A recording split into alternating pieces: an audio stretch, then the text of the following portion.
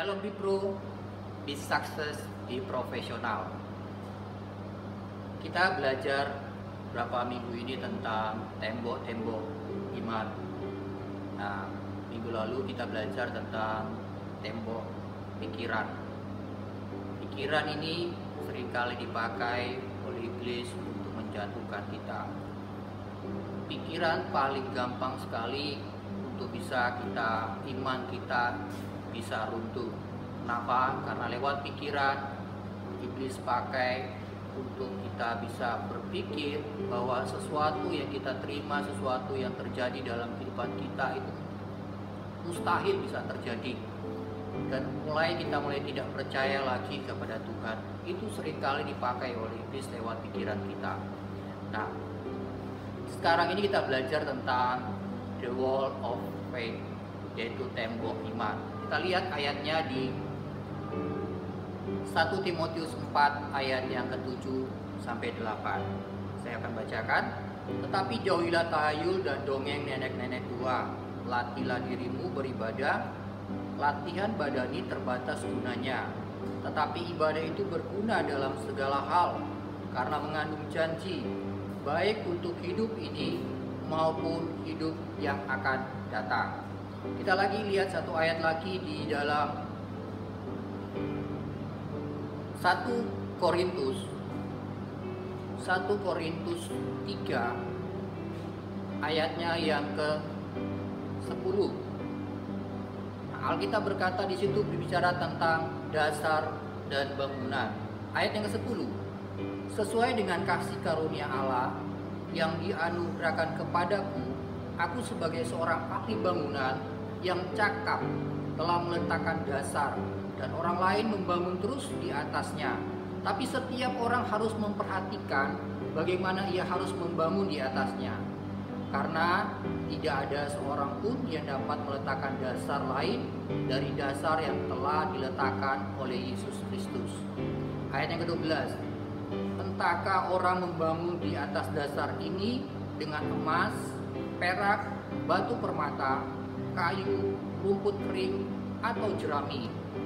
Sekali kelak pekerjaan masing-masing orang akan nampak, karena hari Tuhan akan menyatakannya, sebab ia akan nampak dengan api dan bagaimana pekerjaan masing-masing orang akan diuji oleh api itu. Ayat yang 14, jika pekerjaan yang dibangun seseorang tahan uji, ia akan mendapat upah. Jika pekerjaan terbakar, ia akan menderita kerugian, tapi ia sendiri akan diselamatkan, tetapi seperti dari dalam api. Ayat yang ke-16. Tidak tahukah kamu bahwa kamu adalah bait Allah dan bahwa roh Allah diam di dalam kamu? Yang terakhir, jika ada orang yang membinasakan bait Allah, maka Allah akan membinasakan dia, sebab bait Allah adalah kudus dan bait Allah itu ialah kamu. Saudara yang kasih dalam Tuhan, bahwa kita belajar tentang tembok iman. Ya, di sini kita melihat bahwa Tuhan itu memberikan suatu kita berdasar, yaitu iman kita harus didasarkan oleh kepercayaan kita yang kuat kepada Tuhan. Itu pondasi. Pondasi berbicara tentang pondasi seperti bangunan. Bangunan yang tinggi harus pondasinya juga harus kuat. Kalau tanpa pondasi yang kuat, maka bangunan itu pada saat ada angin atau apapun juga yang terjadi, bangunan itu akan roboh. Demikian juga dengan iman kita. Iman kita harus ada dengan pondasi yang kuat, yaitu hubungan kita dengan Tuhan. Berbicara tentang hubungan, itu ada komunikasi di sana, di mana kita bisa berkomunikasi dengan Tuhan. Lewat apa? Lewat doa kita. Setiap hari kita harus berdoa. Setiap hari kita harus datang kepada Tuhan. Lewat saat teduh kita punya waktu dengan Tuhan. Jangan setiap hari kita melewatkan hal-hal yang seperti saat teduh. Karena saat teduh itu komunikasi kita dengan Tuhan. Berilah waktu buat Tuhan untuk kita saling berkomunikasi dengan Tuhan. Karena itu yang Tuhan rindu dalam kehidupan saudara dan saya. Lewat doa kita, lewat saat teduh kita, maka hubungan kita setiap hari, setiap saat kita berkomunikasi dengan Tuhan. Kalau ada suatu persoalan, ada apa, kita berdoa sama Tuhan, kita tanya sama Tuhan. Nah, dari situ saudara, iman tanpa kita sadari, iman kita mulai tumbuh saudara. Iman kita mulai dibangun di dalam hubungan kita, di dalam komunikasi kita dengan Tuhan lewat saat teduh kita. Yang kedua adalah pondasi iman tidak cukup hanya kita mendengar khotbah, hanya kita ikut som, hanya kita dengar kesaksian atau sharing atau apapun juga. Saudara, itu semua itu adalah baik saudara. Tapi di dalam semua itu baik, namun kunci utamanya terletak pada hubungan pribadi kita dengan Tuhan. Saudara, tadi saya bahas tentang hubungan kita dengan Tuhan lewat doa. Tapi ada satu hal lagi saya tekankan di sini, bahwa kita harus melibatkan Tuhan di dalam setiap kehidupan kita. Mungkin dalam pekerjaan kita, di dalam apapun juga, Tuhan rindu supaya kita melibatkan Tuhan di dalam semuanya itu. Mungkin saudara punya masalah, saudara punya sesuatu yang menurut kita tidak bisa secara manusia.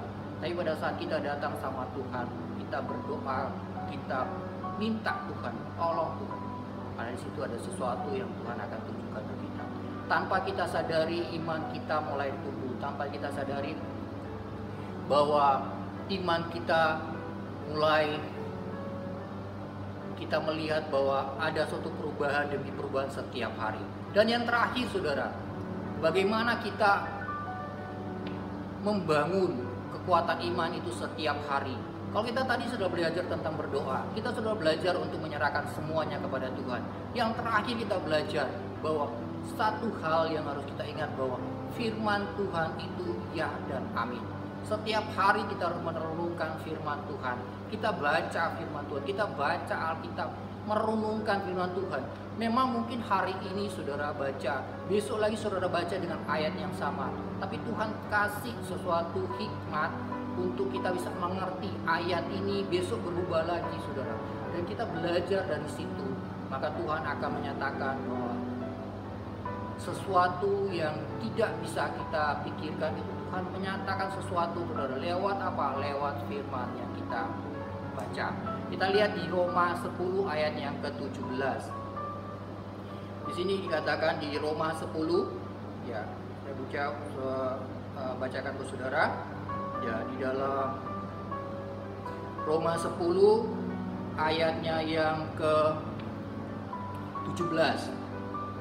Ya, saya bacakan ke saudara. Jadi iman timbul dari pendengaran, dan pendengaran oleh firman Kristus. Nah, Alkitab berkata, firman itu timbul dari pendengaran, dan pendengaran oleh firman Kristus. Saudara, pada saat kita baca firman Tuhan, berusahalah untuk kita bisa memperdengarkan. Jadi saya belajar untuk membaca firman itu dengan bersuara, karena dengan bersuara telinga kita mendengar saudara. Pada saat tinggal kita mendengar, itu masuk ke otak kita, dan kita belajar tiap hari kita mendengar firman Tuhan. Tiap hari kita baca firman Tuhan, kita merenungkan apa yang Tuhan maksudnya ini Tuhan. Nah, pada saat seperti itu saudara, tanpa kita sadari, iman kita mulai tumbuh saudara.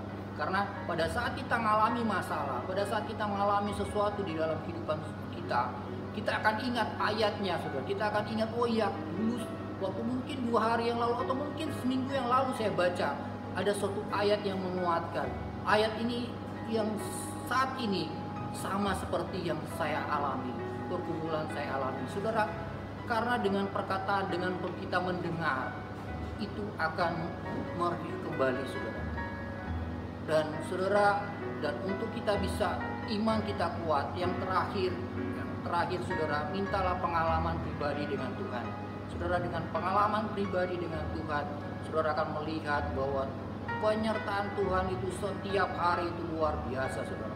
Dengan saudara punya pengalaman pribadi dengan Tuhan, besoknya atau mungkin berapa minggu lagi saudara mengalami persoalan yang mungkin berbeda, tapi kita ingat bahwa dulu Tuhan pernah tolong saya, saat ini juga Tuhan pasti tolong, dan besok Tuhan pasti tolong, dan selama-lamanya Tuhan pasti tolong. Dan saudara, iman kita akan kuat, tidak bisa akan goyah saudara, karena kita pernah mengalaminya. Bahwa kita pernah mengalami bahwa Tuhan pernah tolong kita. Mungkin hal-hal yang kecil, mungkin hal-hal yang biasa-biasa, tapi kita percaya bahwa semua itu karena Tuhan yang bekerja. Iman kita akan kuat, iman kita akan tetap tidak akan goyah dengan apapun juga. Terima kasih saudara, kita belajar tentang tembok iman ini, biarlah jadi rema dalam kehidupan kita. Tuhan Yesus memberkati kita semua.